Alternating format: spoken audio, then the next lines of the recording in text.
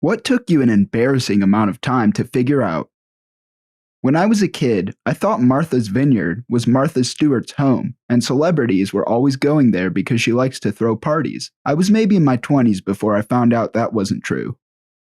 How ring binders work. I thought you had to take out all the pages and add a new page to the back of the binder, which annoyed me in school because it could take a while having to realign all the pages to fit the holes in the binder. I was about 22 when I worked in a bookstore, and my coworker saw me take all the pages out, after which she showed me how it actually works. I will never forget the look of disbelief on her face.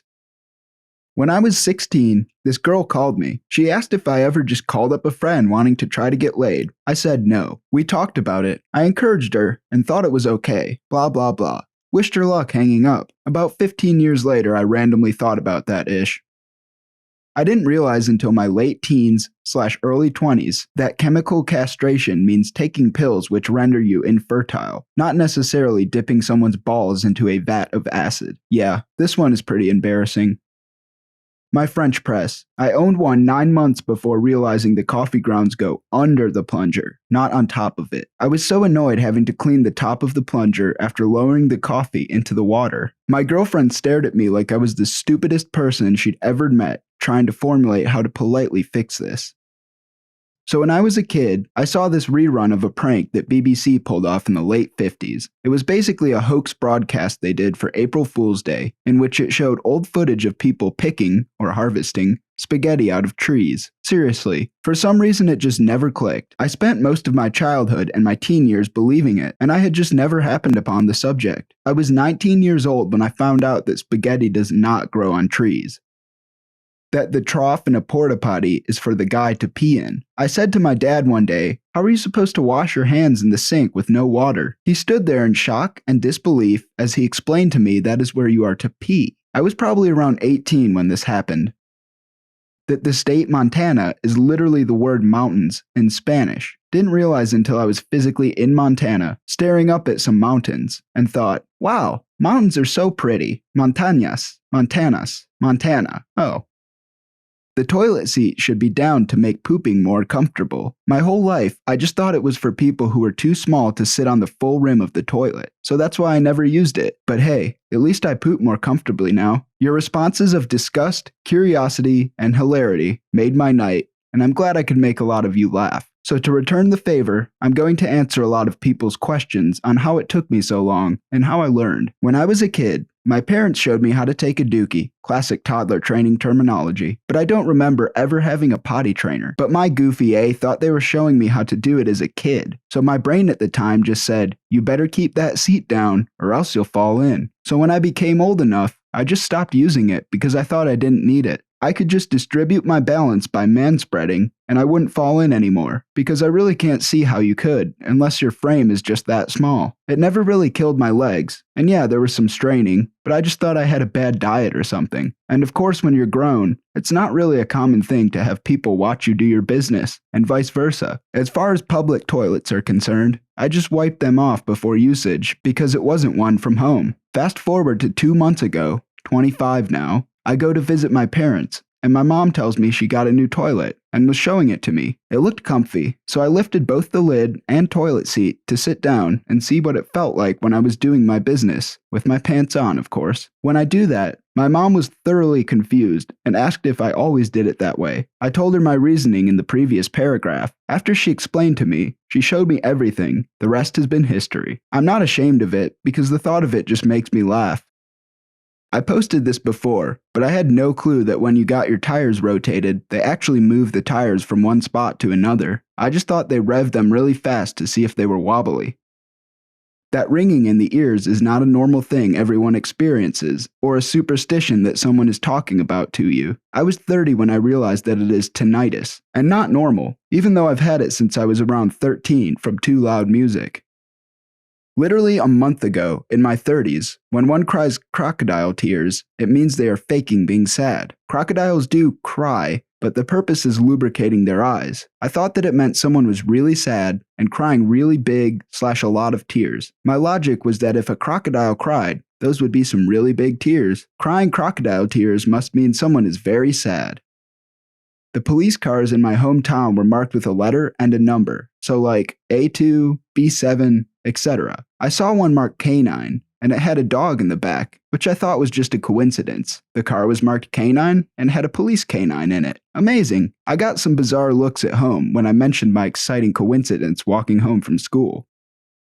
When you do something wrong but with enthusiasm, and someone says, A for effort, I didn't understand that it meant A, as in a school report card. It never made sense because in my head, E is for effort, like C is for cookie. I finally had someone explain it to me sometime after I turned 30.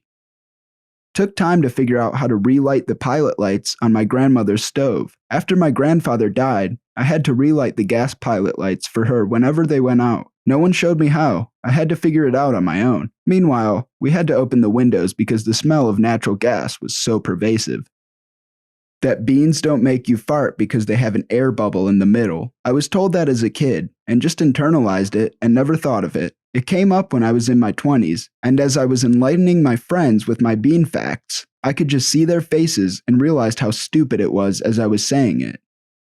I've got an awesome one for this. I was 26 years old when I realized that my mother's name is Betty, and her sister, who is a fraternal twin of hers, also something that I didn't know, is named Wilma and Betty, from the Flintstones. Also, I have two sisters, Serena and Samantha, from Bewitched. I was 15 when I realized Blake's cheese isn't a type of cheese. It's the cheese I'm not allowed to eat because my brother Blake would beat me up. The odd thing is orange juice, chips, soda, and anything else he liked was also off limits, so I'm not sure why I didn't put it together with the cheese. As a teenager, when I asked my friend to get me the Blake's cheese, he was like, "What the F is that?" That my grand aunt was my grand aunt. She was a nun, so she was always called Sister May. So even though she was very often at our family events at my grandmother's, I thought it was simply because she was a friend of my grandmother, without a family of her own, nearly 30 years old before I asked my mom about it. So I am a lawyer, relevant for the story. The city I used to work in had an old federal courthouse with a bar in it called the Ill Eagle. You already figured out the pun, right? Did it take me until I went inside? Did it take someone saying it quickly so it sounded like they were saying illegal? No, way longer than that, as in multiple months. My wife and I were discussing Thanksgiving plans one year. She said, "Thanksgiving's on a Thursday this year." We were both in our early 30s and had lived in the US all our lives. I laughed my A off, and she had no idea what was so funny. I was like 12 or 13 when I first realized that balloons float because of helium. It was a mystery to me why balloons didn't float when I blew them up with my breath, but somehow the air in a tank made them float.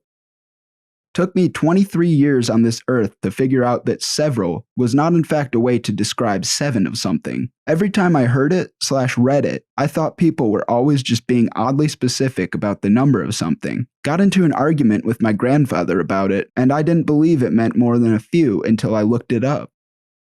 I was probably around 22, having a drunk movie night with friends. There was a scene where the parents told their kids that their dog went to a farm, instead of saying they put him down. I was halfway through, saying, "That's crazy. My dog went to live on a farm when I was a kid," when it hit me. Rip Scooter, you little cutie pie.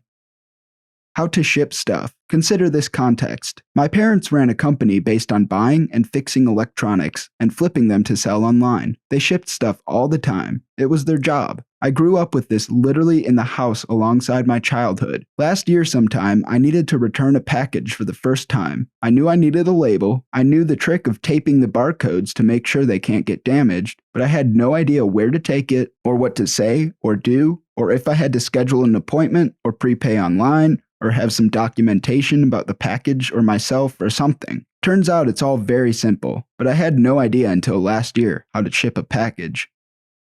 My grandma had little stone birds she kept next to her pile of decorative soaps. I had assumed they were also made of soap, so for years I would wash my hands with the fancy soap. Then in my mid-20s, I offhandedly mentioned how long she had the little bird soaps. All color drained from her face as she realized I had been rubbing my gross hands all over her statues for decades. Not me, but my buddy thought till 8th grade that Canada was south from the United States and Mexico was north from the United States. When we asked him if he ever saw a map, he said, "Why the F would I look at a map?" Last week, I decided to start taking vitamins. I bought a bottle of one a day for women and spent way too much time looking on the bottle for directions, trying to figure out how many to take and when. I thought garlic smelled like sausages growing up, until I realized it's the other way around, because they use garlic in sausages. Back in the 80s, I was hooking up with a coworker here and there. She calls me up after not seeing each other for a bit and asks me to come curl her toes. I thought that sounded terrifying and wanted nothing to do with it. About 20 years later, I figured it out. Crap. Sorry, Linda. That decaf was, well, decaffeinated. I just thought it was a flavor of coffee. I don't drink coffee, so I didn't know the difference. I found out because my mom was talking about drinking decaf, and I told her not to have it too late at night, otherwise she wouldn't fall asleep. And she was like, "What?"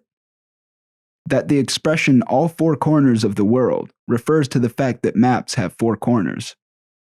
That 7, 8, 9, never understood the joke until I was in my last year of high school. Always thought the joke was the sequence of numbers. My mom always told me, many hands make light work. I always thought, no, it's electricity that's making the lights work, as well as the light switch. It took me till my 30s to realize she was saying, having help makes work easier.